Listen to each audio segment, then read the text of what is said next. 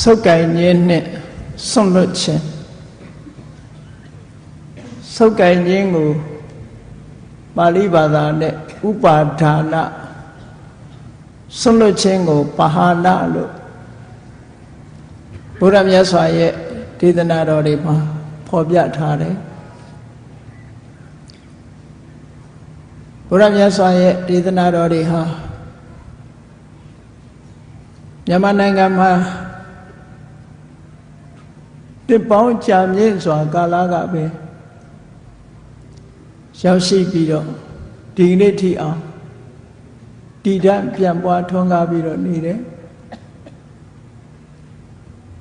ဘယ်နှခုနှစ်ကစပြီးတော့မြန်မာပြည်ကိုရောက်ရှိတယ်ဆိုတာအတိအကျမပြောနိုင်တော့လဲဘုရားသမိုင်းတွေရဲ့အထောက်အထားကိုအတည်ယူမယ်ဆိုလို့ရှိရင်တော့မြတ်စွာဘုရားတတ်တော်ထင်ရှားရှိစဉ်ကပဲမြန်မာပြည်ကိုသာသနာရောက်တယ်လို့ဒီလိုပြောလို့ရပါတယ်သမိုင်းဆိုင်ရာအထောက်အထားတွေစပြီးတော့တွေ့တာကတော့သရေခိတ္တရာခေဒီကနေ့ပြည်မြို့သရေခိတ္တရာခေမှာရှေးအောင်ဌာနကိုတူးဖော်လိုက်တဲ့အခါမှာခင်ပါကုန်းလို့ခေါ်တဲ့အရာမှာမြတ်စွာဘုရားဟောကြားတော်မူခဲ့တဲ့ဒေသနာတော်တွေတဲကအင်မတန်မှအဆင့်မြင့်ပြီးတော့ရှေးကြတယ်ရှင်သာရိပုတ္တရာမထေရမြတ်ကိုသို့မဟုတ်အဲ့ဒီတုန်းကဥပဒိတပရပိုက်ကိုပိဿဝဂီ၅ပါးတဲကတပါးပါဝင်ဖြစ်တဲ့ရှင်အတ္တစီကရှင်းလင်းပြောကြားတဲ့ဂါထာတွေ့ရှိထားရတဲ့အထောက်အထားကိုကြည့်မယ်သရေခိတ္တရာခေမြတ်စွာဘုရားရဲ့အဆင့်မြင့်တဲ့တရားဓမ္မမြန်မာပြည်မှာရောက်ရှိနေပြီပရိစ္ဆသမုပ္ပါဒ်တို့အမတန်လေးနဲ့တဲ့တရားဓမ္မတွေမြန်မာနိုင်ငံရောက်ရှိနေတယ်လို့ပြောရမှာဖြစ်တယ်သရေခိတ္တရာခေဆိုတာပကံနဲ့ရှေးကြတယ်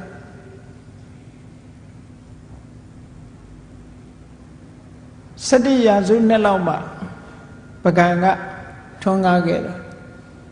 အဲ့တော့သရေခိတ္တရာခေကလေးကဘုရားရဲ့တရားတော်တွေမြန်မာပြည်ကိုရောက်ဒီကနေ့ထိအောင်ထွန်းကားတည်ရှိနေတယ်အဲ့လိုထွန်းကားတည်ရှိနေတဲ့တရားဓမ္မတွေနဲ့ပတ်သက်ပြီးတော့မူရင်းတရားတော်တွေဟာပါဠိဘာသာနဲ့ဟောကြားထားတာဖြစ်သည့်အတွက်ကြောင့်မြန်မာနိုင်ငံသားတွေအဖို့ပါဠိဘာသာဆိုတဲ့ဘာသာစကားကြီးရဲ့အဟံအတားကြောင့်ဘုရားတရားတော်တွေကိုပိဋကတ်တော်တွေကလာတဲ့တရားဓမ္မများစွာကိုသိရှိခွင့်မရကြသေးဘူးလို့ပြောအောင်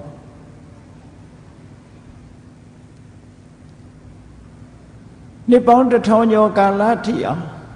မြန်မာလူမျိုးတွေရဲ့လက်ထဲမှာပိဋကတ်3ပုံရောက်ရှိနေပါလေရဲ့ထိုပိဋကတ်3ပုံဆိုတဲ့တရားဓမ္မတွေဟာမြန်မာလူမျိုးတွေအများစုအနေနဲ့ဘယ်လိုယူဆနားလည်နေကြသလဲဆိုရင်ဒီပိဋကတ်ဆိုတဲ့စာပေတွေဟာလောကုတ္တရာစာတွေဖြစ်တယ်ဘုန်းကြီးစာတွေတို့နဲ့မဆိုင်ဘူးလို့ဒီလိုယူဆတဲ့ပုဂ္ဂိုလ်တွေရှိကြတယ်ပေါ့သို့တော်မြတ်စွာဘုရားရဲ့တရားဓမ္မတွေကိုသေးသေးချာချာလေ့လာကြည့်လိုက်မယ်ဆိုလို့ရှိရင်နိဗ္ဗာန်ရောက်ကြောင်းကိုဥတည်ထားတာမှန်တော်လဲအနိတ္တရဘိုင်းအရာနိဗ္ဗာန်ကိုဥတည်ထားတာမှန်တော်လဲဘဝတန်တရားမှာမြတ်မောဘဝမှာအကျိုးရှိရာရှိကြောင်းတန်တရားမှာအကျိုးရှိရာရှိကြောင်းကောင်းမြတ်တဲ့ဤစနစ်တွေညွှန်ကြားပြသထားတာအမှန်တမ်းမှတ်သားစရာတွေပြည့်နဲ့ပြီးတော့နေဘုရားတရားတော်တွေကို လေ့လာကြည့်ကြတဲ့နိုင်ငံသားတွေဟာတချို့အချက်တွေဆိုလို့ရှိရင်တော်တော်ကိုသူတို့မှာအားသင့်သွားဆိုပါစို့ဘုရားရဲ့နှစ်ပေါင်း2500တရားထဲမှာဗုဒ္ဓဘာသာဝင်ဥပဒကတယောက်ဟာဥပတိကမ္မဘုရားကိုယုံကြည်ကိုးကွယ်တဲ့ပုဂ္ဂိုလ်တူဟာလူကုန်ကူးတာမလုပ်ရဘူးလို့ဆိုတဲ့တတ္တဝိနိစ္စဆိုတဲ့စကားလုံးဟာပါနေဒီကနေ့ခေတ်မှာလူကုန်ကူးတယ်ဆိုတာတွေရှိနေတယ်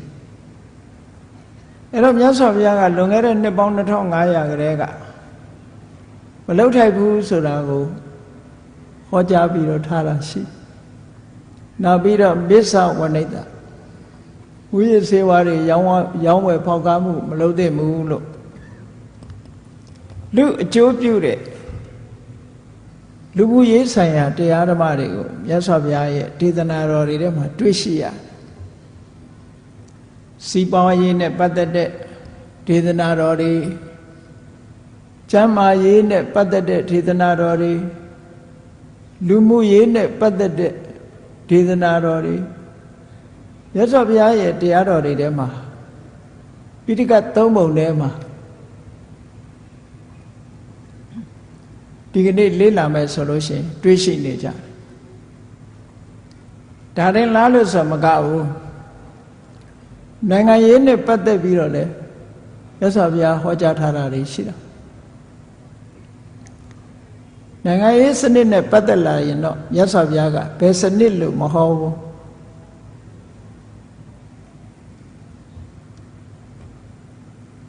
တိုင်းပြည်ကိုဧကရစ်မင်းရဲ့စနစ်ဘုရင်စနစ်နဲ့အုပ်ချုပ်မယ်ဆိုရင်မင်းကျင့်တရား10ပါး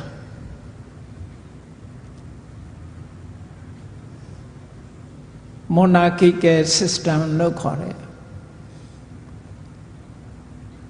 ဧကရစ်မင်းဘုရင်စနစ်နဲ့အုပ်ချုပ်တာနောက်တစ်ခုကလူမျိုးတစ်မျိုးသို့မဟုတ်ပါတီတစ်ခုကနေပြီးအုပ်ချုပ်တဲ့ဤစနစ်နဲ့ပတ်သက်လာ oligarchy system လို့ခေါ်တယ်အဲ့ဒါနဲ့ပတ်သက်လာလို့ရှိရင်တော့အပရိဟာနိယတရား9ပါးဆိုပြီးတော့ဟောကြားထားတာရှိတယ်အဲ့တော့နိုင်ငံရေးနဲ့ပတ်သက်ပြီးတော့လည်းမြတ်စွာဘုရားရဲ့တရားတော်တွေဟာဘယ်ဘက်ကိုမှအစွန်းမရောက်စေပဲနဲ့တိမတ်စွာဟောကြားထားတာလေဒီကနေ့လိုက်တာကျင့်သုံးကြမယ်ဆိုလို့ရှိရင်အဗ္ဗဓမ္မတန်ဖိုးရှိတဲ့အကျိုးအမြတ်ရလဒ်တွေရရှိမှာဖြစ်နိုင်အဓိကကတော့မြတ်စွာဘုရားရဲ့အဓိကဥတည်ချက်ကတော့တဏှာထဲမှာကြုံတွေ့လာတဲ့ဆင်းရဲဒုက္ခတွေနောက်ဆုံးပိတ်မှာလုံးဝအဆုံးသတ်ရေးဆိုတာအဓိကပန်းနိုင်တစ်ခုဖြစ်တယ်။ဘာဖြစ်လို့တော့ဆိုလို့ရှိရင်လောကမှာပြဿနာများစွာဖြေရှင်းနိုင်တော့လည်းပဲဒီကနေ့တတ္တဝအလုံးကြုံတွေ့နေကြရတယ်လူသားတွေသာမကဘူးလူသားတွေတဲ့ချမ်းသာပါတယ်ဆိုတဲ့နတ်တွေပြမာတွေအပါဝင်တတ္တဝအလုံးကြုံတွေ့နေကြရတဲ့ပြဿနာကဘာလဲလို့ဆိုရင်အိုခြင်းနာခြင်းသေခြင်းဆိုတဲ့ပြဿနာတတ္တဝမှန်တဲ့ရေးဘယ်ဘုံဘယ်ဘဝမှာပဲဖြစ်ဖြစ်အစင်ထာဝရနေရတယ်လို့မရှိဘူးအချိန်တန်လို့ရှိကံအချိန်ကုန်သွားတာနဲ့တပြိုင်နက်ဘဝတစ်ခုကိုဆွန့်လွတ်ကြအဲ့ဒီဘဝတစ်ခုကိုဆွန့်လွတ်ကြရတယ်ဆိုတဲ့ဒီပြဿနာကြီးဟာတတ္တဝါအလုံးမှာမရှောင်လွဲနိုင်တဲ့ပြဿနာအဲ့ဒီပြဿနာကိုဖြေရှင်းတဲ့နည်းစနစ်ကိုမြတ်စွာဘုရားဟောကြားထားတာအဲ့ဒီနည်းစနစ်တွေဟာဒီကနေ့ပိဋကတ်3ပုံမှာပါရှိနေတယ်အဲ့ဒီနည်းစနစ်တွေတဲကအချို့ဘုန်းကြီးတို့ဒီကနေ့စုပ်ကင်ခြင်းနဲ့ဆွန့်လွတ်ခြင်း ပဂရိအနေထားတစ်ခုကိုကြည့်မယ်ဆိုဆုပ်ကင်ထားလို့ရှိရင်ဒုက္ခရောက်နိုင်ပြီးဆွန့်လွတ်လိုက်ရင်ချမ်းသာသွားနိုင်တယ်ဆိုပါစို့မိခဲကိုဆုပ်ကင်ထားမယ်ဆိုလို့ရှိရင်မိလောင်ခံမှာပဲဆွန့်လွတ်လိုက်ရင်တော့ချမ်းသာမှာပဲအဲ့ဒါလိုပဲဘုန်းကြီးတို့တွေရဲ့စိတ်ထဲမှာဆုပ်ကင်ထားမယ်ဆိုလို့ရှိရင်တန်တရားထဲမှာဒုက္ခတွေခံရပြီးစွန့်လွတ်လိုက်မယ်ဆိုရင်ချမ်းသာသွားနိုင်တဲ့ဤစနစ်တွေအဲ့ဒါကိုမြတ်စွာဘုရားကခေါ်ကြတာဟိုဒီကနေ့နာယူမှတ်သားကြရဆုပ်ကင်တယ်ဆိုတာကိုဥပါဒါနဥပါဒံစွန့်လွတ်တယ်ဆိုတာကိုပဟာနပဟံလို့လည်းသုံးတယ်အဲ့တော့ဆုပ်ကင်တယ်ဆိုတာဘာကိုဆုပ်ကင်တာလဲ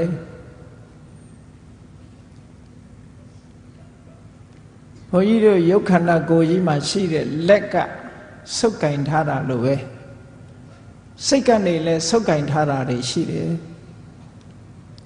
စိတ်အနေနဲ့ဆုပ်ကင်ထားတာဘာတွေလဲလို့ဆိုရင်အလုံးသိကြတဲ့ဥပါဒံ၄ပါးကိုကြည့်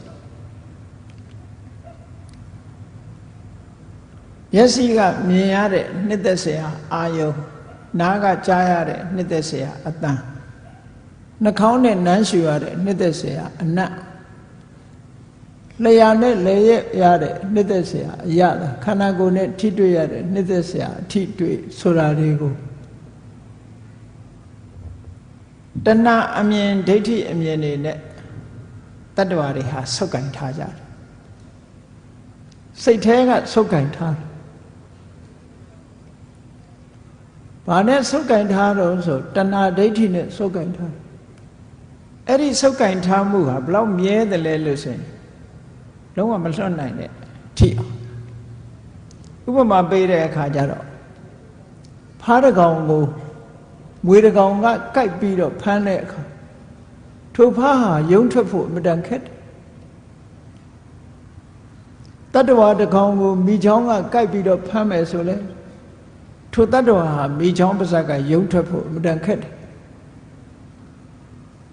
အဲ့ဒီလိုမွေရဲ့ပါးစပ်မိချောင်းရဲ့ပါးစပ်ကနေပြီးတော့ယုံထွက်ဖို့မစွမ်းနိုင်တယ်လို့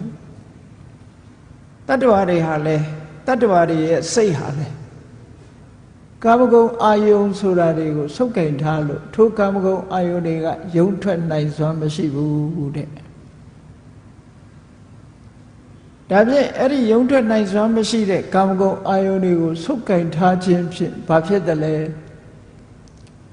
မိခဲကိုဆုပ်ကင်ထားမယ်လျှက်စစ်ကြိုးကိုဆုပ်ကင်ထားမယ်ဆိုရင်အန္တရာယ်ဖြစ်တယ်ဆိုတာလူတိုင်းသိတယ်ဟောဒီကာမဂုဏ်အာယုန်တွေကိုတွေ့တာတဲ့စိတ်နဲ့ဆုပ်ကင်ထားမယ်ဆိုရင်အ ਨੇ ဆုံးဒုက္ခရောက်တာဘာလဲလို့ဆိုရင်တောက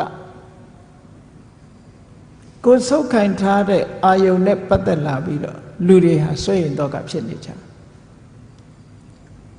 ကိုယ့်ကိုပြန်ပြီးတော့ဆင်ញင်စဉ်းစားကြည့်အတွေ့အတာရှိတဲ့နေရာတောကဆိုတာလာပဲတွေ့တာမှုမရှိတဲ့နေရာဆိုတာတောကဆိုတာမလာဘူးဘယ်နေရာပဲဖြစ်ဖြစ်လူကိုတွေ့တာပဲဖြစ်ဖြစ်ပစ္စည်းကိုတွေ့တာပဲဖြစ်ဖြစ်ကိုယ်တွေ့တာတဲ့အာယုန်တစ်ခုကိုဆုပ်ကင်ထားပြီဆိုရင်ထိုဆုပ်ကင်ထားမှုကိုအကြောင်းပြုပြီးတော့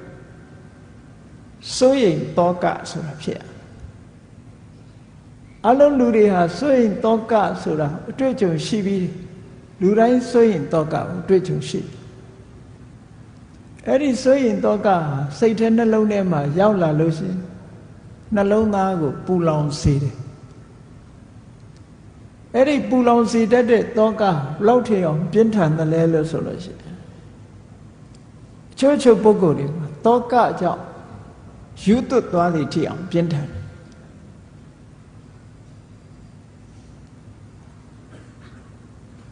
မြတ်စွာဘုရားလက်ထက်ကပတာစာရီတို့အမျိုးသမီးတွေပဲကြည့်ဒီကနေ့ခေတ်မှာလည်းပဲရှိမှာပါပဲ တောကကြောင့်ယူသွတ်သွားတဲ့ဘဝရောက်သွားအဲ့တော့တောကဆိုတာလူရဲ့စိတ်နှလုံးထဲမှာစိတ်နှလုံးကိုပူလောင်စေတတ်တဲ့သဘာဝတရားတစ်ခု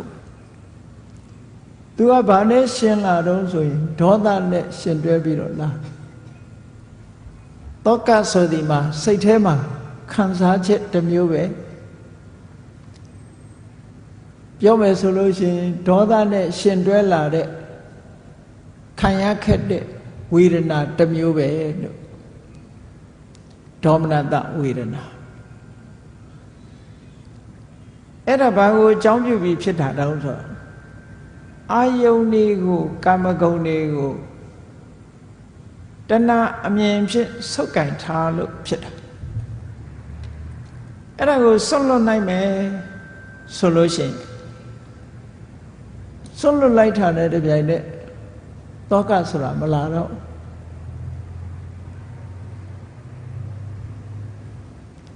ဒါသေးသေးချာချာစဉ်းစားကြည့်လိုက်လို့ရှိရင်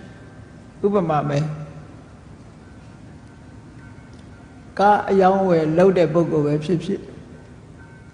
စိတ်အယောင်းဝယ်လှုပ်တဲ့ပုဂ္ဂိုလ်ပဲဖြစ်ဖြစ်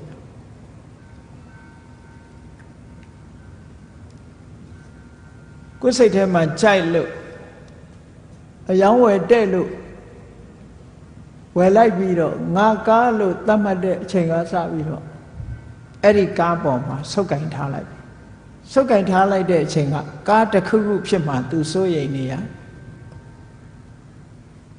စိတ်ကိုဝယ်ထားတဲ့ပုဂ္ဂိုလ်ကလည်းစိတ်တစ်ခုခုနဲ့ပျောက်ဆုံးသွားမှာစိုးရိမ်ရကိုမဝယ်ခင်တုန်းကဒီစိုးရိမ်စိတ်အဲ့ဒီကားနဲ့စိတ်နဲ့ပတ်သက်ပြီးတော့မပေါ်ခဲ့ဘူးကိုလက်ထဲရောက်တဲ့အခါကျတော့တောကဆိုပေါ်လာကိုနဲ့မပိုင်ဆိုင်တဲ့ပစ္စည်းနဲ့ပတ်သက်ပြီးတောကဆိုမလာဘူးလူလဲတူတူပဲပေါ့လူသားအချင်းချင်းမေတ္တာချစ်ခင်သက်ဝင်လို့မေတ္တာသက်ဝင်ချစ်ခင်လို့နှစ်ဦးလက်တွဲပြီဆိုတဲ့အချိန်မှာတောကဆိုဝင်လာကိုနဲ့မသိခင်ကဘာတောကမှမဝင်ဘူးသိလာလို့မေတ္တာသက်ဝင်ချစ်ခင်လာပြီဆိုလို့ရှိရင်တောကရောက်လာ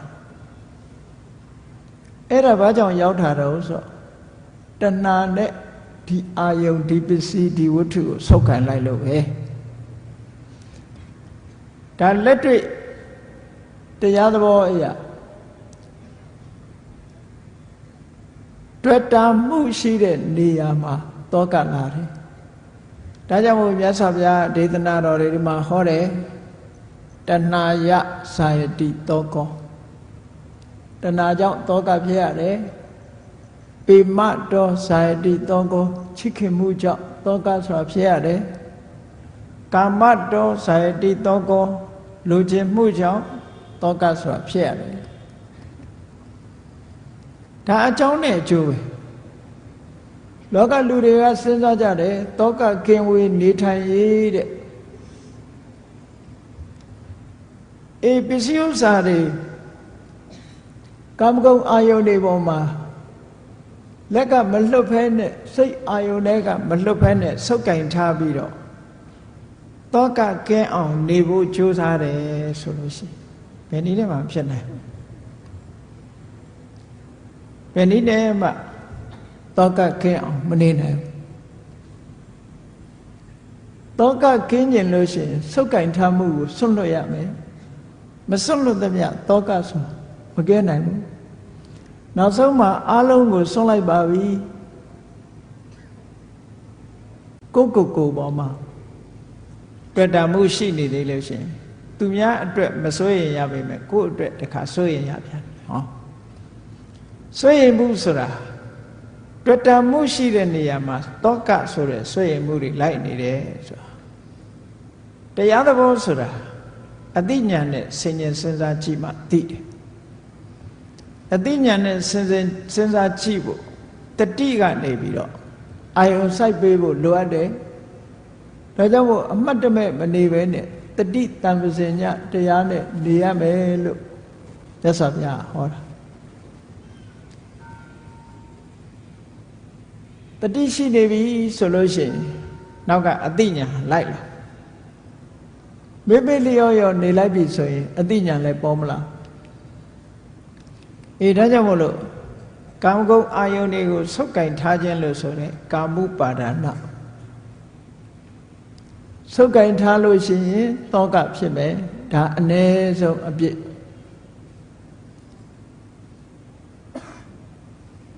တခြားအကုသိုလ်တွေလည်းဆုပ်ကင်ထားမှုကိုအခြေခံပြီးတော့ဖြစ်လာနိုင်နောက်ဆုံးမှာအပင်ငရဲကျသွားတာလဲဟောဒီဆုပ်ကင်ထားမှုကစတာဆုပ်ကင်ထားမှုကိုကြောက်ပြုတ်ပြီးတော့အပင်ငရဲထီအောင်ရောက်ရှိသွားပြီတန်တရားထဲမှာနစ်မွန်းသွားတဲ့ပုဂ္ဂိုလ်တွေများများစွာရှိတယ်ဟောနောက်တစ်ခုဆုပ်ကင်တာတော့ပစ္စည်းဝတ္ထုနဲ့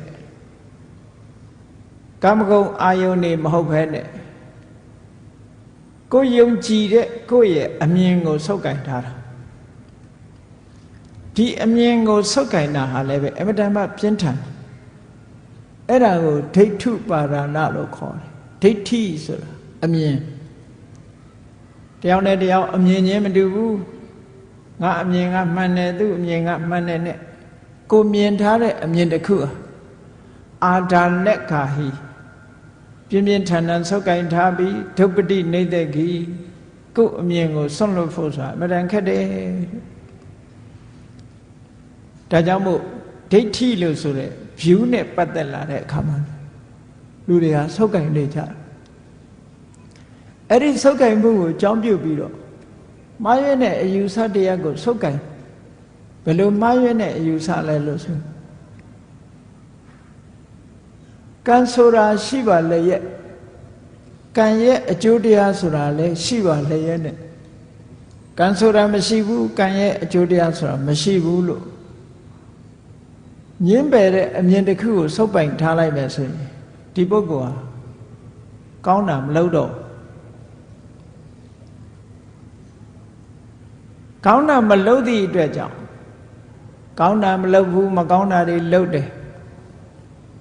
ကောင်းတာမလုပ်မကောင်းတာတွေလုပ်သည့်အတွက်ကြောင့်ဘဝမှာနစ်မွန်းပြီးတော့နောက်ဆုံးမှာဆင်းရဲဒုက္ခတွေကြုံကြရတယ်အဲ့လိုတာရကတွေလည်းပဲမြောက်များစွာရှိတာမှားရွေးတဲ့အယူဆတရမစွန့်လွတ်နိုင်သည့်အတွက်ကြောင့်တန်တရားထဲမှာဒုက္ခရောက်သွားတဲ့ပုဂ္ဂိုလ်တွေအများကြီးပဲနိယတမိစ္ဆာဒိဋ္ဌိလို့တကယ့်ကိုစွဲစွဲမြဲမြဲဆုပ်ကင်ထားမိတဲ့အမြင်ကြီးတစ်ခုမှားရွေးတဲ့အမြင်ကြီးတစ်ခုဆုပ်ကင်ထားမိပြီဆိုရင်အဲ့ဒီပုဂ္ဂိုလ်ဟာမိမိရဲ့လောက်ရကြောင့်တန်တရားထဲမှာရှိကြစွာနစ်မွန်းပြီးတော့ကဘာတီးအောင်ရှိကြစွာခံရတယ်လို့ဆိုတာမြတ်စွာဘုရားသခင်ကိုရောမြတ်ကဟောထားတယ်အပြစ်တွေအလုံးထဲမှာ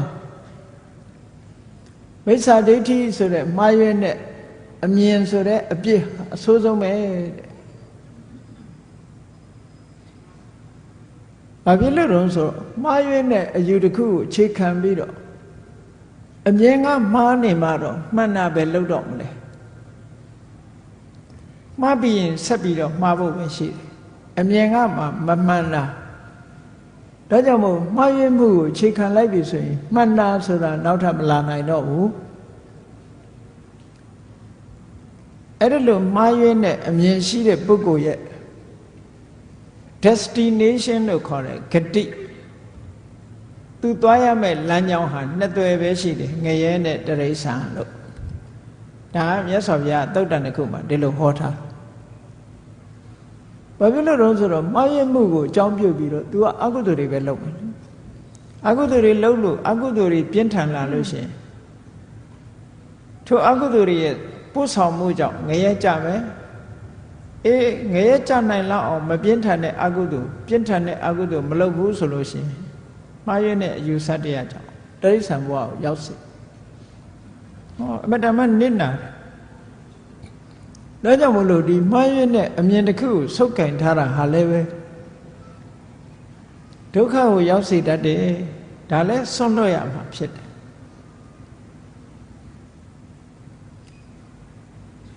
အဲ့ဒီနှစ်ခုဟာအမတ္တမအရေးကြီးတယ်လို့ဆုပ်ကင်ထားခြင်း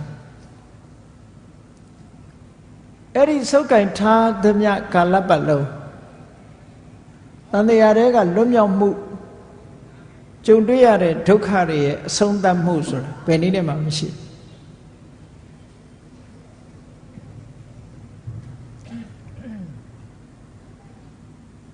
ဒါကြောင့်မို့လို့ဒီစုပ်ကင်ထားမှုကိုစွန့်လွတ်ရစွန့်လွတ်တယ်ဆိုတဲ့အခါမှာစွန့်လွတ်ခြင်းဆိုတာပါဟာနဆိုတဲ့ပါဠိကိုဘာသာပြန်ပြောတာပါဟာနဆိုတာစွန့်လွတ်လိုက်တယ်ဖယ်ရှားလိုက်တယ်စွန့်လွတ်ပုံစွန့်လွတ်နည်းဘယ်နှမျိုးရှိလဲလို့ဆို၅မျိုးရှိတယ်နံပါတ်1ကတည်င်္ဂပါဟာနမြန်မာလိုလဲတည်င်္ဂပါဟံလို့ပဲဘုရားစာပေကျမ်းစာတွေမှာဒီလိုရေးကြတည်င်္ဂပါဟာနပါဟာနကိုနငယ်တက်ပြီးတော့ပါဟံလို့ပဲရေးတယ်စွန့်လွတ်ခြင်းပဲတည်င်္ဂပါဟာနစွန့်လွတ်မှုဆိုတာတစစီဖြုတ်ပယ်ပြီးတော့စွန့်လွတ်တာဆိုင်ရာအကြောင်းတစ်ခုကြောင့်ဆိုင်ရာအကြောင်းတစ်ခုဖြင့်ဆိုင်ရာအကြောင်းတစ်ခုဖယ်ရှားပြီးတော့စွန့်လွတ်တာသို့တော့မြန်မာလူမျိုးတွေနားလည်နေကြတာတည်င်္ဂကိုတခဏလို့ဒီလိုနားလည်နေကြတယ်တည်င်္ဂနဲ့တခဏနဲ့ကမတူပါဘူးတည်င်္ဂဆိုတာဆိုင်ရာအကြောင်းကလေးတစ်ခုကြောင့်ခြားအကြောင်းတစ်ခုဖယ်ရှားပစ်တယ်အဲ့တော့ပြောရမယ်ဆိုရင်တစ်ခုစီအသီးသီးဖယ်ရှားပစ်ခြင်းကိုစွန့်လွတ်ခြင်းကိုတည်င်္ဂပါဟာနာလို့ခေါ်တယ်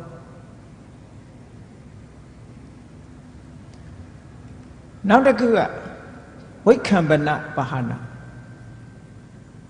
တွန်းလှန်ဖယ်ရှားပြီးတော့စွန့်လွတ်မှု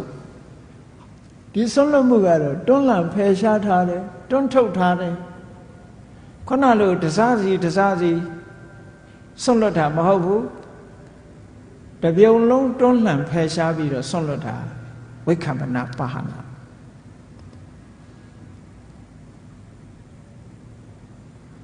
နောက်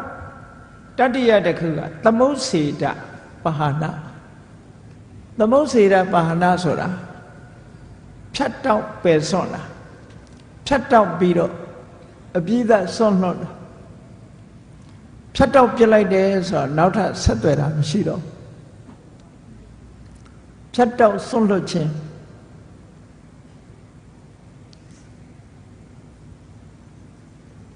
နောက်တစ်ခုကပฏิပတ္တိပါဟာနာပฏิပတ္တိပါဟာနာလို့ဆိုတာထပ်မံငြိမ့်သက်စွန့်လွတ်ခြင်းလက်ကြံလေးတွေမရှိရအောင်ထပ်မံငြိမ့်သက်ပြီးတော့စွန့်လွတ်တာတဲ့ဟောနံပါတ်5ကျတော့နေတရဏပါဟာနာထက်ခွာစွန့်လွတ်ခြင်းလို့ဒါစွန့်လွတ်ခြင်း5မျိုးလို့ဒီလိုမှတ်သားတည်င်္ဂပါဟာနာတဲ့ဝိက္ခံပနပါဟာနာသမုတ်စေတပါဟာနာ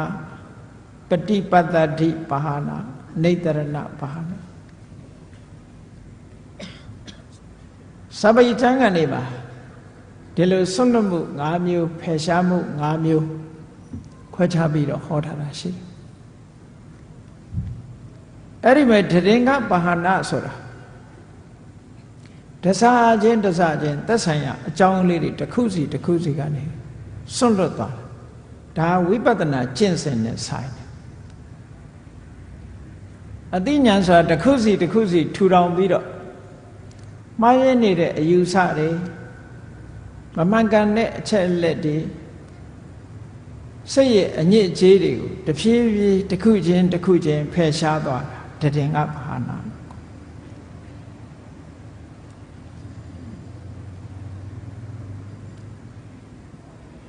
အဲ့ဒီမှာဝိပဿနာဉာဏ်တွေကလည်းပဲ10မျိုးရှိတာအားလုံးသိတယ်ဝိပဿနာဉာဏ်တွေကနေပြီးတော့တစစီဖြုတ်ပယ်သွားတာတဆင့်ချင်းပယ်သွားတာစွန့်ပယ်သွားတာစွန့်လွတ်သွားတာဒါကိုတည်င်္ဂပါဟာနာလို့ခေါ်တယ် ကဲဘယ်လိုစုပ်ပယ်သွားလဲဝိပဿနာဉာဏ်ဖြစ်စဉ်လေးနဲ့ကြည့်ရဝိပဿနာဉာဏ်တွေကဘယ်ကစလဲလို့ဆိုရင်နာမရူပပြိစ္ဆေ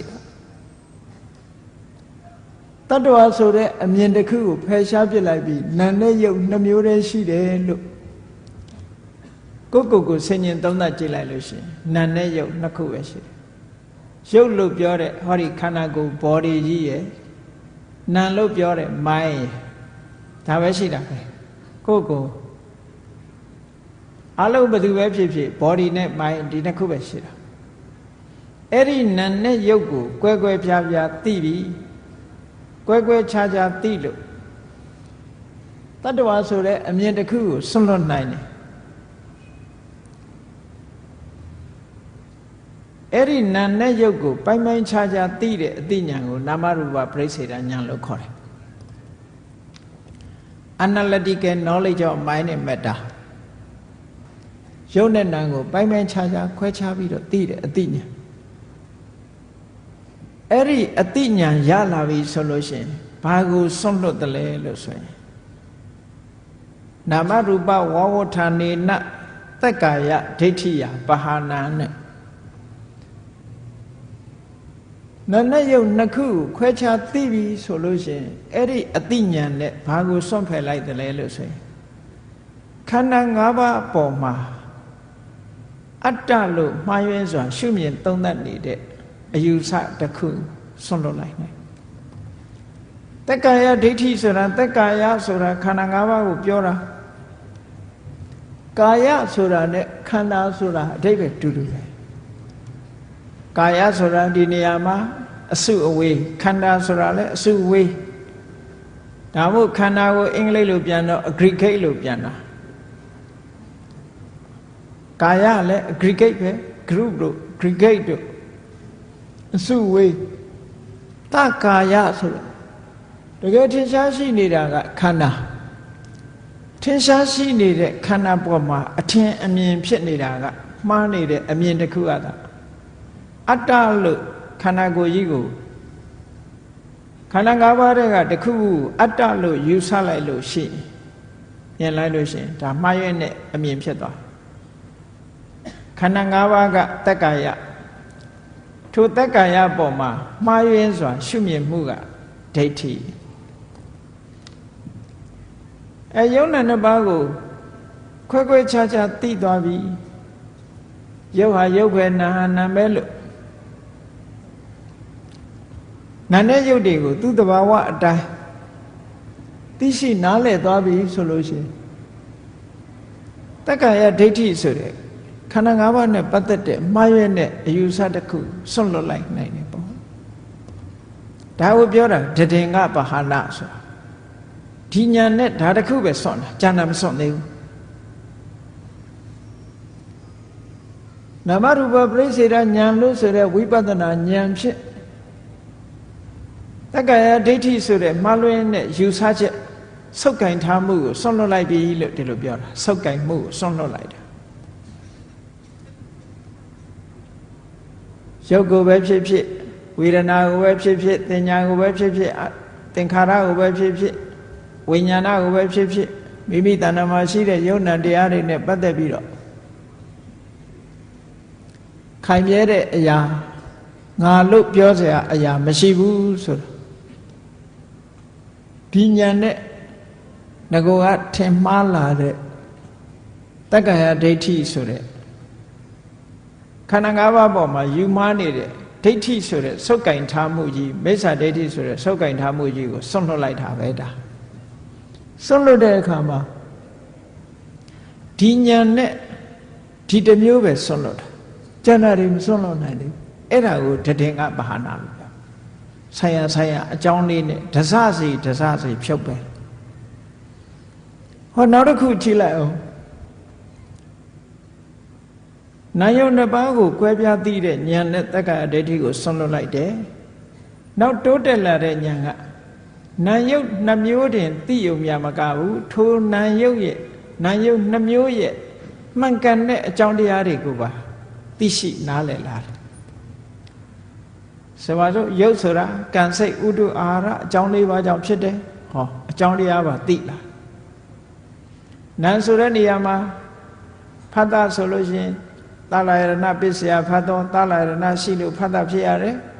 ဖတ်တာပစ္စယဝေဒနာဖတ်တာရှိလို့ဝေဒနာဖြစ်ရတယ်ဝေဒနာပစ္စယတဏှာဝေဒနာရှိနေလို့တဏှာရှိရတယ်ဆိုဟောဆိုင်ရအကြောင်းတွေပါသိလားမျက်စိနဲ့အဆင်းအာယုံဆုံလိုက်တဲ့အခါမှာမြင်သိစိတ်ဆိုတာပေါ်တယ်ဟောအကြောင်းနဲ့တကွာသိလားမြင်သိစိတ်ရဲ့အကြောင်းကိုမြင်သိစိတ်တင်သိတာမဟုတ်ဘူး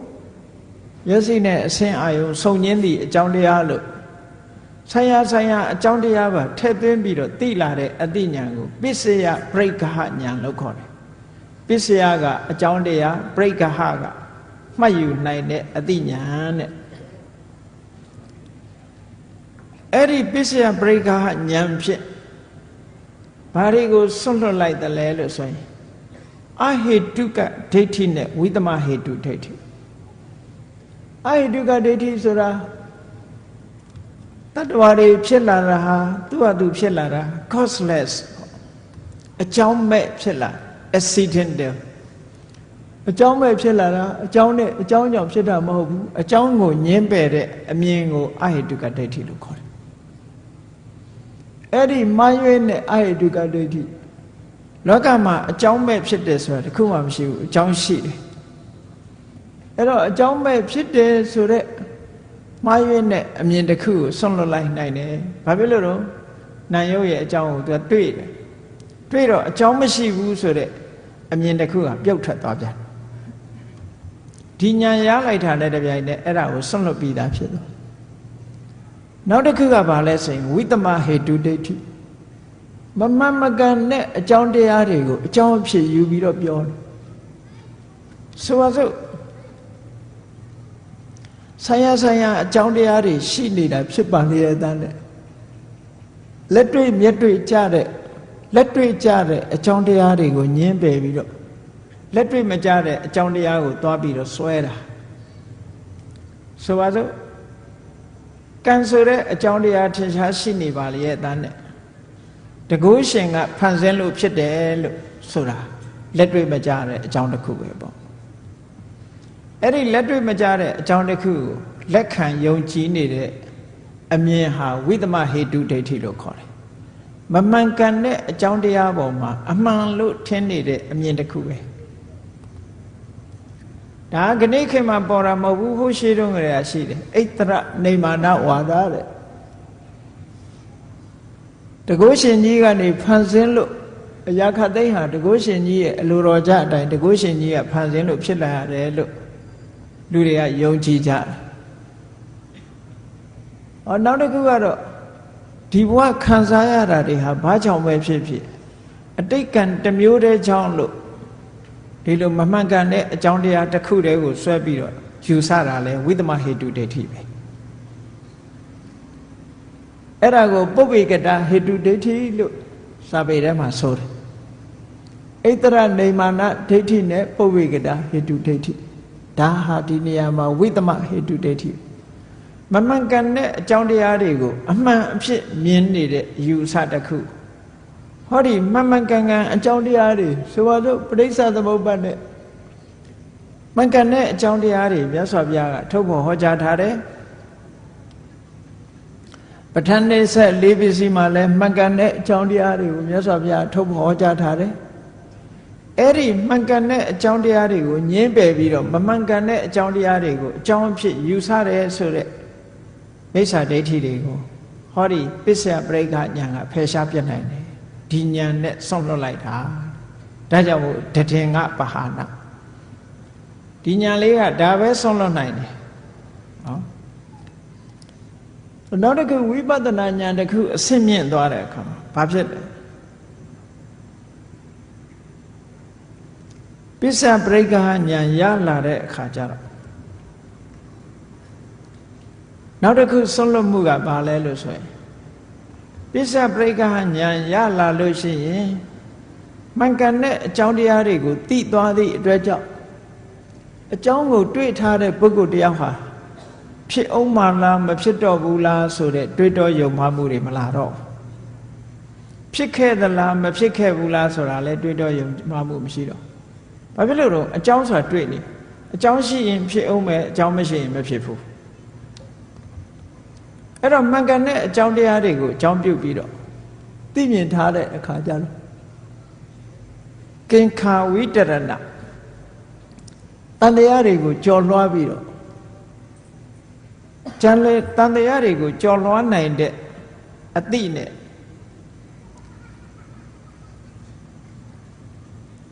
မမှန်ကန်ကန်အကြောင်းတရားတွေကိုမြင်လိုက်ရင်တန်တရားတွေဟာကြော်လွှားသွားသဖြင့်သို့လောတွေ့တော်မှုဆိုတဲ့အရာတစ်ခုဟာပျောက်ကင်းသွားတယ်လောကလူတွေမှာစဉ်းစားကြတယ်လေအေးဒုဘဝရောက်လာတာဟာကံ့ကြောင့်ဖြစ်တာလားထာဝရဘုရားကြောင့်ဖြစ်လာတာလားလို့တွေးကောင်းတွေးနေကြကိုယ်တိုင်တရားဓမ္မကိုကြည်ကြံကြိုးကိုအထုတ်ကြည့်လို့ကိုယ်တဏ္ဍာမှာတကယ်ဖြစ်နေတဲ့တကယ်အကြောင်းတရားတွေကိုသိလိုက်တဲ့အခါကျတော့ကျန်တဲ့အကြောင်းတရားတွေပေါ်မှာသို့လောဟိုလိုလားဒီလိုလားဆိုတဲ့အတွေးတွေဖယ်ရှားပြတ်နိုင်တယ်ဒါလည်းတရင်ကဘာနာဆိုင်ရာအသိဉာဏ်လေးနဲ့ဆိုင်ရာအမှားတွေကိုဖယ်ရှားသွားတာပစ္စယပရိက္ခဉာဏ်ပြီးတဲ့အခါကျတော့ရုပ်တရားနံတရားတွေကိုပေါင်းပြီးတော့ရှုမြင်သုံးသပ်ဆင်ញင်တတ်တဲ့သမ္မတနာဉာဏ်ကလာပသမ္မတနာဉာဏ်လို့ဒီလိုသုံးတယ်ကလာပဆိုတာပေါင်းပြီးတော့ရှုတခုချင်းမရှုနိုင်တဲ့အခါမှာပေါင်းလိုက်တယ်အသိစိတ်တွေကိုပေါင်းပြီးတော့ကြည့်တယ်ရုပ်တရားတွေကိုပေါင်းပြီးတော့ကြည့်တယ်တဘာဝချင်းတူတာတွေကိုပေါင်းပြီးတော့ရှုမြင်သုံးသပ်လိုက်တယ်အဲ့ဒါလို့ယုံ nant တရားတွေကိုအမှန်အတိုင်းသူ့ရဲ့တဘာဝအတိုင်းမမြဲတဲ့သဘောမမြဲမှုကြောင့်ဒုက္ခသဘောမမြဲတာဒုက္ခရောက်နေတာကိုကိုယ်သဘောအတိုင်းဘာမှမဖြစ်နိုင်တာအနတ္တသဘောဒါတွေကိုသုံးသပ်ဆင်ခြင်မိလာတဲ့အခါမှာယုံ nant သဘာဝတွေကိုသိမြင်လာတဲ့ဟောဒီအသိဉာဏ်သမထနာဉာဏ်ဖြင့်ငါဥစ္စာဆိုတဲ့မှားယွင်းတဲ့ယူဆချက်ကြီးတစ်ခုဆွန့်လွတ်လိုက်နိုင်တယ်ပေါ့ငါလို့ပြောမယ်ဆိုဘယ်ဟာကိုပြောမှာထာဝရပြောင်းလဲနေတဲ့အရာကြီးတစ်ခုငါလို့ပြောမှာလားဆိုပါစို့ကိုယ့်ကိုအတန်လေးတစ်ခုလှုပ်ကြည့်ပေါ့အတန်ဆိုတာရုပ်ပဲကာကြီးခါခွေးပဲရွတ်ကြည့်ကြည့် ABCD ပဲရွတ်ကြည့်ကြည့် A ကိုငါဟာလို့ပြောလိုက်မယ်ဆိုတဲ့အချိန်မှာ B ဖြစ်သွားပြီ A မရှိတော့ B ကိုငါဟာလို့ပြောလိုက်မယ်ဆိုတော့ C ဖြစ်သွားပြီဟောတတံပိတတံဖြစ်ပြီးတော့ပျောက်နေတဲ့အရာတစ်ခုဘယ်ဟာကိုငါဟာလို့ပြောမှလဲပထမခြေလန်းနေတဲ့အချိန်မှာဖြစ်တဲ့ယုံနာဒုတိယခြေလန်းမှာမရှိတော့အဲ့တော့ပထမခြေလန်းတော့ငါဟာကိုငါလို့ပြောလိုက်မယ်ဆိုလို့ရှိရင်ဒုတိယခြေလန်းရောက်တာနဲ့ငါဆိုတာလည်းမရှိတော့ငါဟာဆိုတာလည်းမရှိတော့အဲ့ဒါကြောင့်မလို့သမထနာဉာဏ်နဲ့ယုတ်တရားနံတရားတွေကိုဆင်ញင်သုံးသပ်မိသွားပြီဆိုလို့ရှိရင်ငါဆိုတဲ့မှားယွင်းတဲ့အမြင်တစ်ခုငါဟာဆိုတဲ့ဆွလန်းမှုဆိုတာတွေကိုဆွလွတ်လိုက်နိုင်တယ်တဲ့ဒီအမြင်မြင်မှဒီအသိဉာဏ်ရမှဒါကိုဆွလွတ်နိုင်ဒါကြောင့်မို့လို့တည်ငါဘာဟာနာအစဉ်အစဉ်တစ်ခုပြီးတစ်ခုဆွလွတ်သွားတဲ့သဘောပြောတယ်နောက်တစ်ခါဝိပဿနာဉာဏ်စဉ်တစ်ခုကျင့်ကြံကြိုးကိုအထုတ်တဲ့အခါမှာတမာရီစွမ်းအားလေးတွေရလာတဲ့အခါစိတ်ကလေးတည်ငြိမ်လာပြီဆိုလို့ရှိရင်ခန္ဓာကိုယ်ကအလင်းအောင်လေးတွေထွက်လာတာတို့တတိစွမ်းအားဉာဏ်စွမ်းအားတွေထက်မြက်လာတာတို့သရစွမ်းအားတွေထက်မြက်လာတာတို့ဘယ်တော့မှမကြုံဘူးတဲ့အတွေ့အကြုံလေးတွေရလာတဲ့အခါကျဒါထူးခြားတဲ့တရားတို့တရားမြတ်လို့စိတ်ထဲမှာထင်လာတတ်တယ်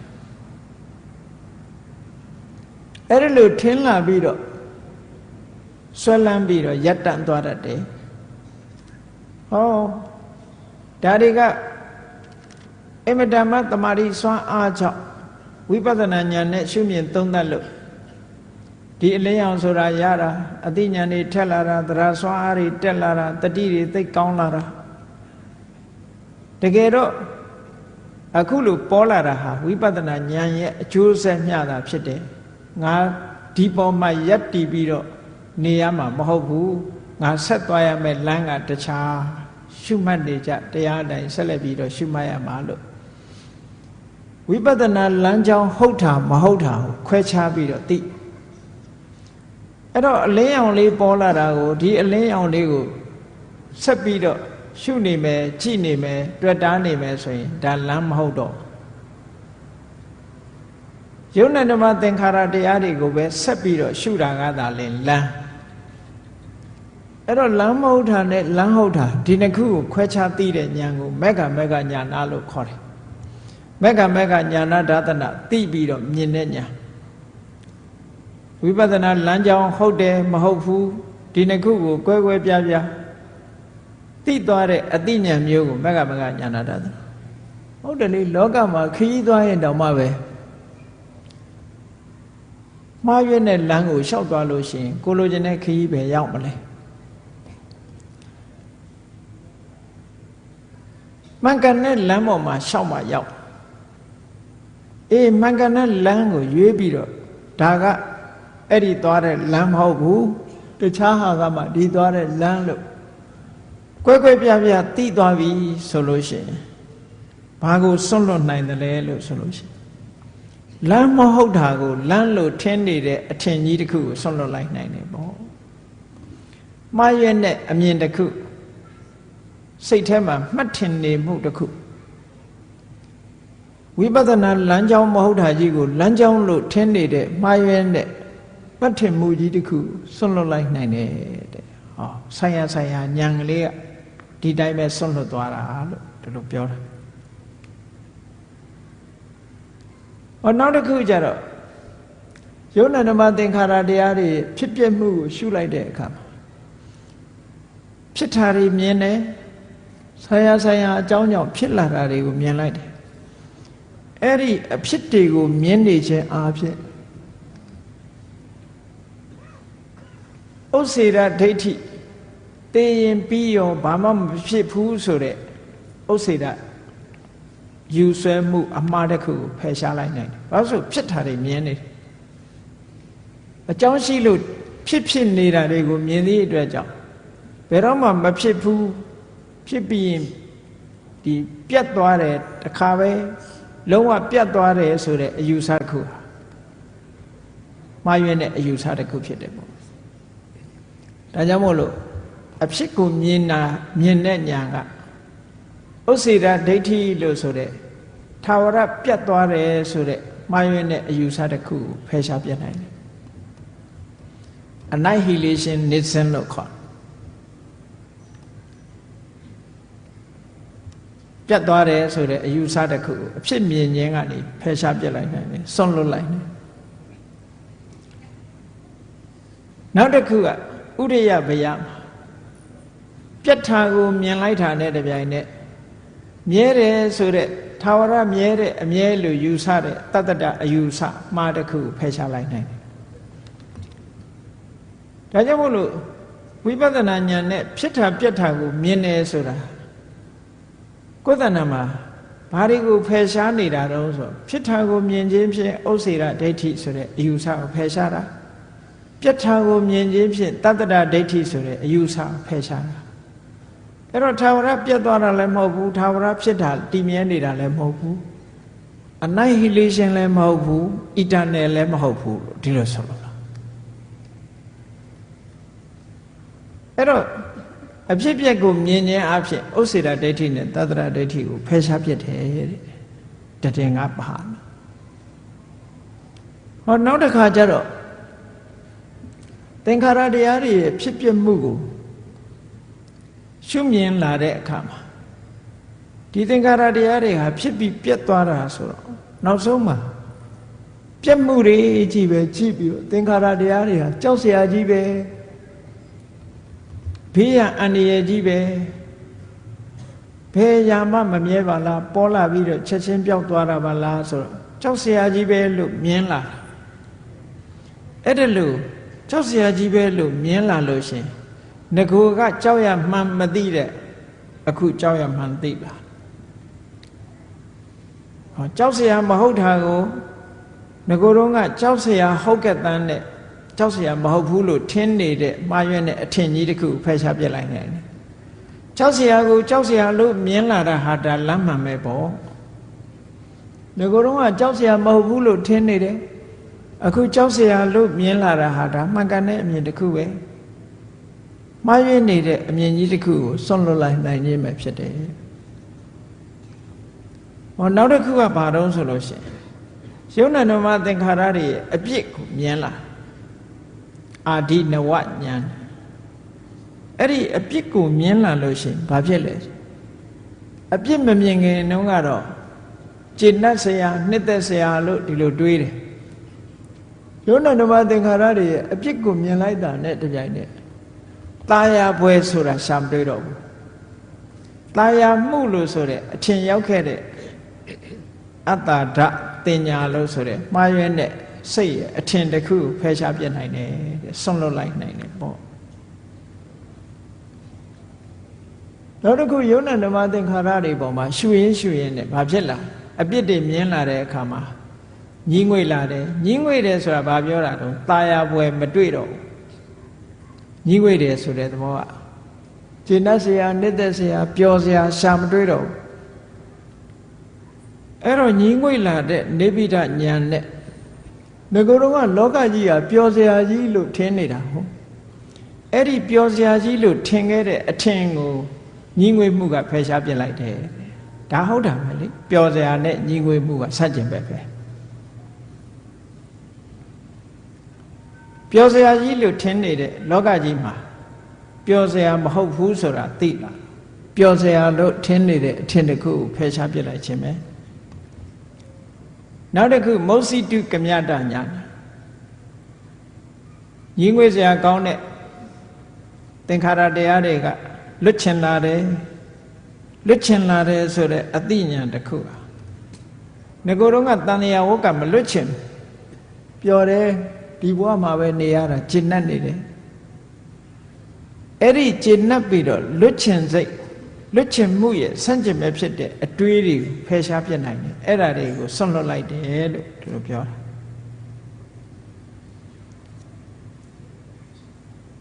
မௌစိတုကမြတဉာဏ်ဖြစ်ပြီးတဲ့အခါမှာပရိသင်္ခာဉာဏ်တို့သင်္ခါရုပ္ပခာဉာဏ်တို့ဖြစ်လာပြန်ပြီးတော့ဆင်ញင်သုံးသပ်လိုက်တဲ့အခါသင်္ခါရတရားတွေပေါ်မှာ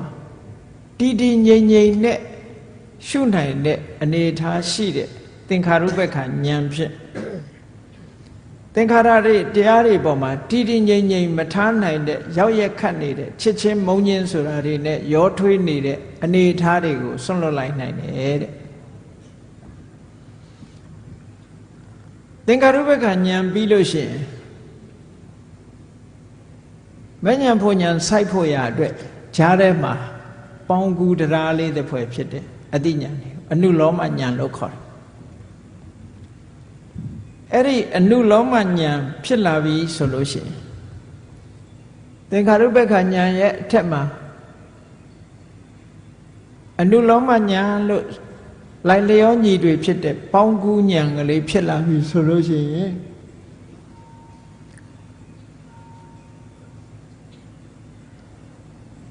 အကြောင်းတရားတွေ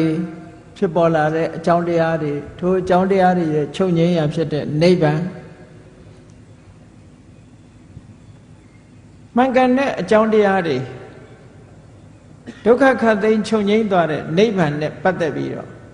စိတ်ထဲမှာဆန့်ကျင်ဘက်ဖြစ်နေတာတွေကင်းလွတ်သွားတယ်မှန်တယ်လေလောကလူတွေဟာနိဗ္ဗာန်ဆိုတာဘာမှမဖြစ်ရတော့ဘူး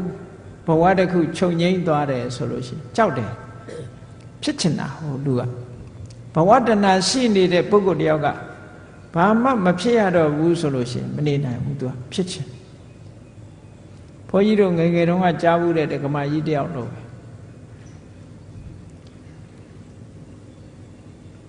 သူကနိဗ္ဗာန်ဆိုတာသင်္ခါရတရားတွေအလုံးချုပ်သွားပြီးတော့အိုခြင်းနာခြင်းသိခြင်းဆင်းရဲလည်းမရှိဘူးချမ်းသာဒုက္ခအတိရှိတယ်ဆိုတော့သူကဘာမေးတော့ဆိုနိဗ္ဗာန်မှာစိတ်လေးတောက်လို့ရတာဆွဲလန်းတဲ့အမြင်နဲ့ကြည့်တာသူကစိတ်လေးကြိုက်တာစိတ်လေး ဆေးလိပ်တောက်ရလားဆိုဘယ်နိဗ္ဗာန်ကဆေးလိပ်တောက်ရမလဲ no smoking area ကြီးပဲ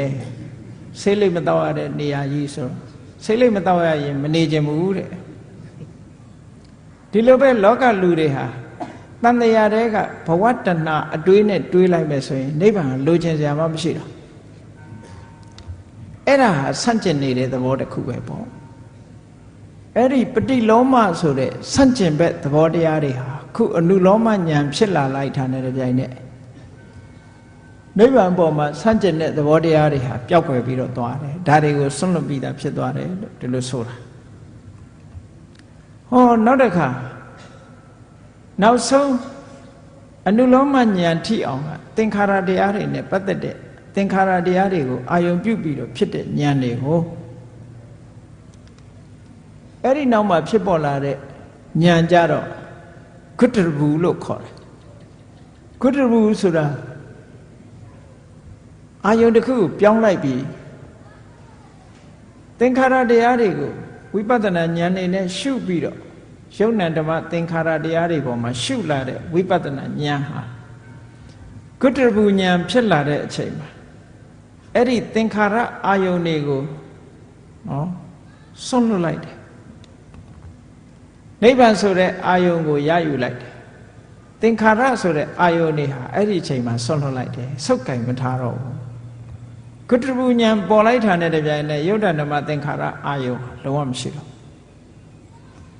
သင်္ခါရချုပ်ဆုံးရာသင်္ခါရတွေရဲ့ဆုံးရာဒုက္ခတွေရဲ့အဆုံးသတ်ရာနိဗ္ဗာန်ကိုမြင်လိုက်တာနဲ့တပြိုင်နက်သင်္ခါရဆိုတဲ့အာယုန်ကြီးတစ်ခုလုံးကိုဆွန့်လွတ်ပြလိုက်တာတဲ့ဟောဒါဆွန့်လွတ်ခြင်းနေပဲအဲ့ဒါလို့တစစီတစစီဉာဏ်တွေဟာဒီဉာဏ်နဲ့ဒါကိုဒီဉာဏ်နဲ့ဒါကိုတစ်ခုစီတစ်ခုစီဆွန့်လွတ်သွားတာကိုတည်ငါပဟာနာလို့ခေါ်တာတခဏလေးဆွန့်လွတ်တာကိုပြောတာမဟုတ်ဘူးဆိုင်ရာဆိုင်ရာဉာဏ်လေးတွေနဲ့ဆိုင်ရာဆိုင်ရာတရားဓမ္မအစိုးတရားတွေမှားယွင်းချက်တွေကိုဆွန့်လွတ်ပြီးတော့သွားတာကိုတည်ငါပဟာနာလို့ခေါ်တယ်ဒါဆွန့်လွတ်ခြင်းပဲနောက်တစ်ခုဝိက္ခမနပဟာနာလို့ဆိုတာတွန်းထုတ်ဖယ်ရှားဆွန့်လွတ်ခြင်းအဲ့ဒါကဘာလို့ဆိုရင်တပဋ္ဌကျင့်စဉ်တစ်ခုကိုကျင့်ပြီးတမာရီစွမ်းအားနဲ့နိဝရဏတရားတွေကိုတွန်းထုတ်ဖယ်ရှားလိုက်တာနိဝရဏတရားတွေဟာလုံးဝအနာမရောက်တခါတည်းအကုန်လုံးကာမဂုဏ်အာယုံခံစားခြင်းနဲ့စိတ်တွေကာမဂုဏ်ဘောကာယခံစားခြင်းနဲ့စိတ်တွေခံစားမှုမရလို့မကျေနပ်တဲ့စိတ်တွေစိတ်အားပြောညံ့မှုတွေစိတ်တွေလေလွင့်နေမှုတွေတန်တရားဖြစ်နေမှုတွေဆိုတဲ့ဒီစိတ်ရဲ့အဟံတာပညာကိုအားနည်းစေတတ်တဲ့နိဝရဏတရားတွေကိုတွန်းထုတ်ဖယ်ရှားပြီးတော့စိတ်ကလေးဟာအာယုံလေးတစ်ခုပေါ်မှာတိတိမတ်မတ်နဲ့တိတိငြိမ်ငြိမ်နေနိုင်တာဥပမာဘာနဲ့တူတုံးဆိုလို့ရှိရင်ရေမျက်နှာပြင်ပေါ်မှာမော်သေးမော်ညင်းတွေဖုံးနေတဲ့အခါရေကတ်လာတဲ့ပုဂ္ဂိုလ်တယောက်ဟာရေအိုးလေးကိုအပေါ်တင်ပြီးတော့ရေမျက်နှာပြင်ပေါ်ရေအိုးလေးတင်ပြီးတော့လှုပ်လိုက်တဲ့အခါကျတော့မော်သေးမော်ညင်းတွေဟာဘေးဖယ်သွားသလိုပဲတမာရိစွမ်းအားနဲ့ဒီအညစ်အကြေးတွေကိုဖယ်ရှားတာတွန်းထုတ်ဖယ်ရှားခြင်းဆိုတဲ့ဝိက္ခမနပဟံအားဖြင့်ဆွန့်လွတ်ခြင်းလို့ဒါပြောတာအဲ့ဒါကတမာရိတရားဇန်တရားတွေကနေပြီးနိဝရဏတရားတွေကိုဆွန့်လွတ်တဲ့သဘောနောက်တစ်ခုသမုတ်စေတပဟာနာဆိုတာဘာကိုပြောတာလဲဝိပဿနာကျင့်စဉ်ကိုကျင့်လိုက်တဲ့အခါသင်္ခါရတရားတွေရဲ့ဆုံးရာနိဗ္ဗာန်ကိုလေးကမြင်မဲ့ပေါ့သောတပတိမဲ့ဖြစ်တယ်သဂါရဂါမိမဲ့ဖြစ်တယ်အနာဂါမိမဲ့ဖြစ်တယ်ရတ္တမဲ့ဖြစ်တယ်သူဝိပဿနာနဲ့သူပဲသောတပတိမဲ့ဖြစ်ဖို့ဝိပဿနာကတစ်ခုသဂါရဂါမိမဲ့ဖြစ်ဖို့ဝိပဿနာကတစ်ခုသောတပတိမဲ့ရဲ့ဝိပဿနာတစ်ခုတည်းနဲ့သဂါရဂါမိမဲ့အနာဂါမိမဲ့အရတ္တမဲ့ဆိုတာမဖြစ်ဘူးသူဝိပဿနာနဲ့သူလမ်းကြောင်းကနေသူကသူသွားရတာ ဝိပဿနာဉာဏ်ကိုအစစ်မြင့်ပြီးတော့တိုးမြင့်သွားလို့ပထမဝိပဿနာဉာဏ်စွမ်းနဲ့သောတပန်ဖြစ်သွားတယ်သောတပတ္တိမဲ့စိတ်ပေါ်တယ်ထို့နောက်ဆက်လက်ပြီးအထုတ်တဲ့ဝိပဿနာဉာဏ်တိုးမြင့်လာတဲ့ဝိပဿနာဉာဏ်နဲ့သဂရဂါမိမဲ့ဖြစ်တယ်တိုးမြင့်လာတဲ့ဝိပဿနာဉာဏ်နဲ့အနာဂါမိမဲ့ဖြစ်တယ်အစစ်အမြင့်ဆုံးဝိပဿနာဉာဏ်နဲ့အရဟတမေဆိုတာဖြစ်တယ်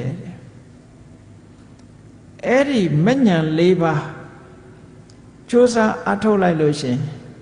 အဲ့ဒီမက်တွေကမိမိရဲ့တဏ္ဍာမှာဒီဒုက္ခကိုထုတ်လုပ်တဲ့တဏှာလို့ဆိုတဲ့သမုဒိယသစ္စာဘက်သားဖြစ်တဲ့ကိလေသာတွေအလုံး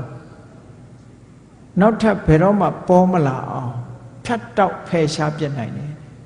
ဖြတ်တောက်ပယ်ရှားခြင်းဖြင့်ဆွန့်လွတ်လိုက်တယ်လို့ဆိုလို့အနုတ္တယကိလေသာလို့ခေါ်တဲ့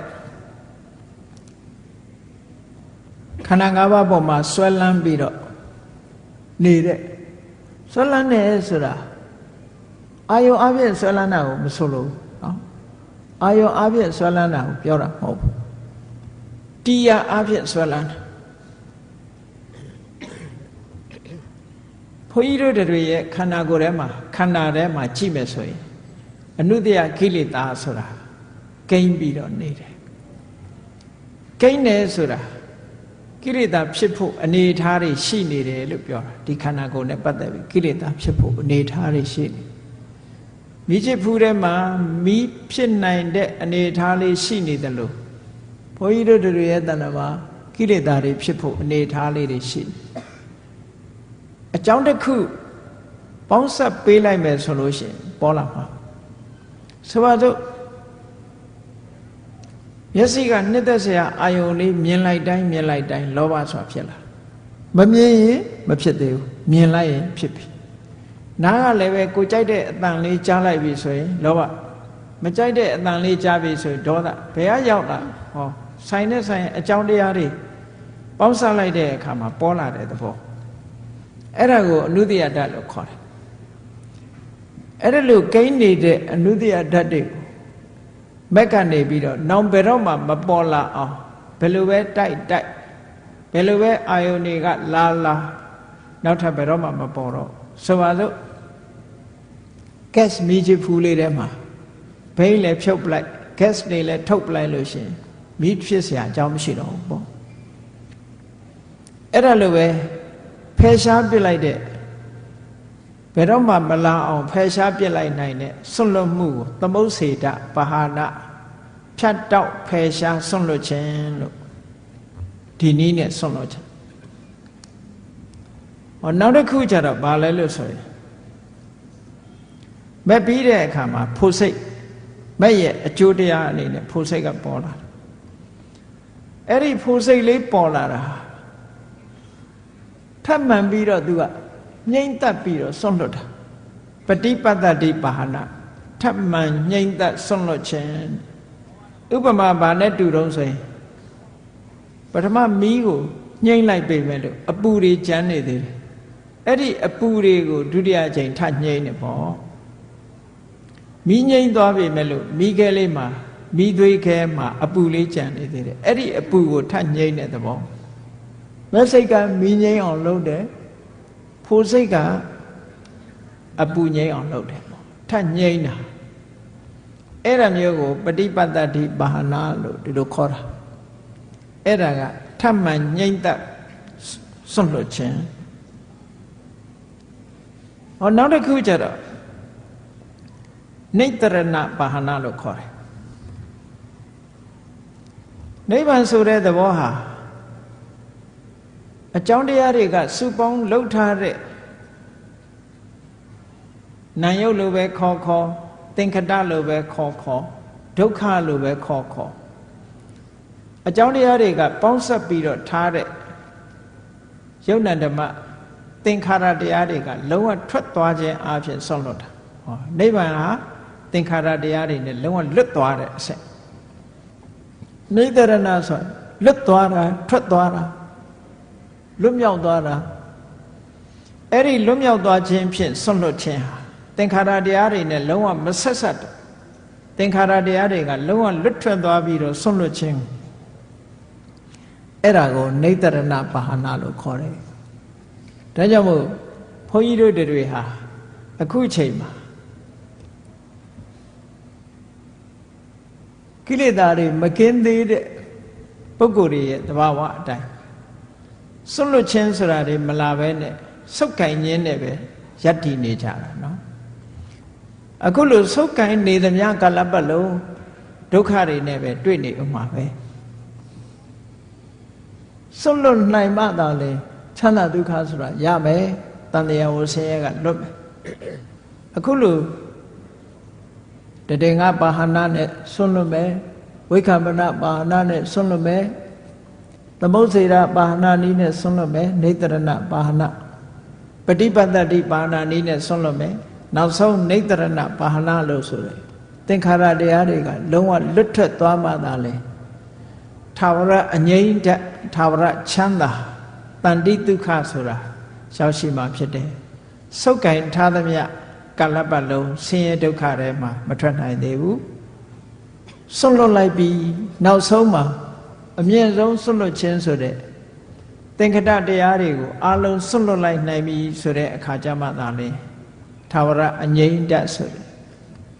နိဗ္ဗာန်ချမ်းသာကိုရရှိမှဖြစ်တယ်ဒါကြောင့်မို့တရားချစ်ခင်သူတော်စင်ပြိဿတ်တို့ဆုတ်ကင်ခြင်းဆိုတာကိုတစတစဘုန်းကြီးတို့ဖြုတ်ပယ်ပြီးတော့ဆွန့်လွတ်ခြင်းဆိုတာတွေကိုတဖြည်းဖြည်းဆွန့်လွတ်သွားနိုင်မှသာလျှင်နောက်ဆုံးတန်တိဒုက္ခမြတ်စွာဘုရားသခင်ကိုရောမြတ်ဟောတဲ့နိဗ္ဗာန်ပရမန်ဒုက္ခ supreme happiness ဆိုတဲ့နိဗ္ဗာန်ချမ်းသာကိုမျက်မှောက်ပြုနိုင်မှာဖြစ်တယ်ဆိုတာကိုသဘောကျပြီးတော့ဆုတ်ကင်ခြင်းမပြုဘဲနဲ့ဆွန့်လွတ်ခြင်းကိုကြိုးစားပြီးတော့အားထုတ်ဖို့အမတန်မှအရေးကြီးတာကြောင့်မို့လို့ဆွန့်လွတ်နိုင်ရေးအတွက်ကြိုးစားအားထုတ်နိုင်ကြပါစေကုန်သတည်း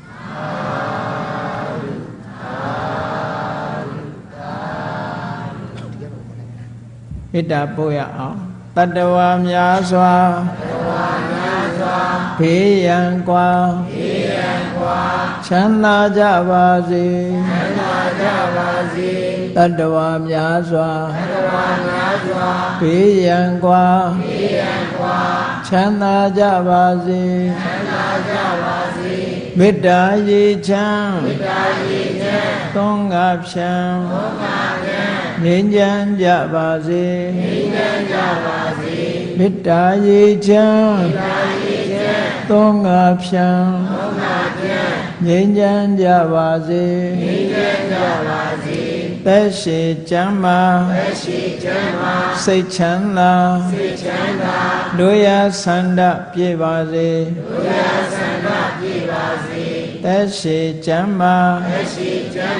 စိတ်ချမ်းသာလူရဆန္ဒပြည့်ပါစေဓမ္မောတရံပိဝိတဝါနဝိသာသဗ္ဗေတမုဟတံအစရမရာတိတိဘာဝနိဗ္ဗာနံယန္တုသာရောဓမ္မောတရံလောဘဒေါသမောဟစိတ်တောက်ကင်းပြောက်ကြည်တရားစေကိုပိဝိတဝါဝန္တာရှင်ပြတောက်ကြရနာကြရကုန်သောကြောင့်ဝိသသဗ္ဗေပူဇာညစ်နောက်ကိလေသာဆေတောက်ဟုသမျှတို့သည်သမုဟတာပိဉ္ကြဘက်တွင်ရေမတင်တဲ့ကဲ့သို့ကင်စင်တွင်ပြောင်းပေမရအောင်ပယ်ဖြောင်းအပ်ကုန်သည်ဟွန်တုစင်စစ်မသွေဖြစ်ကြပါစေကုန်သတည်းအစရမရအိုခြင်းလဲကွာနာခြင်းလဲကင်းသေးခြင်းလဲရှင်းထသောတေတိဘဝကိလေသာဟုပုခသိင်ကင်းခြင်းရာအစစ်ဖြစ်ပေထသောနိဗ္ဗာန်နိဗ္ဗာန်ဟုခေါ်အေးမြုတော်သို့သာရောတရားချစ်ခင်စိတ်ကောင်းဝိညာသူတော်စင်များတို့သည်ယန္တုပါရမီအစဉ်စဉ်မြင့်တယ်မြင့်၍မလင့်ပုံသေးဆက်ရောက်တော်မူကြပါစေကုန်သတည်း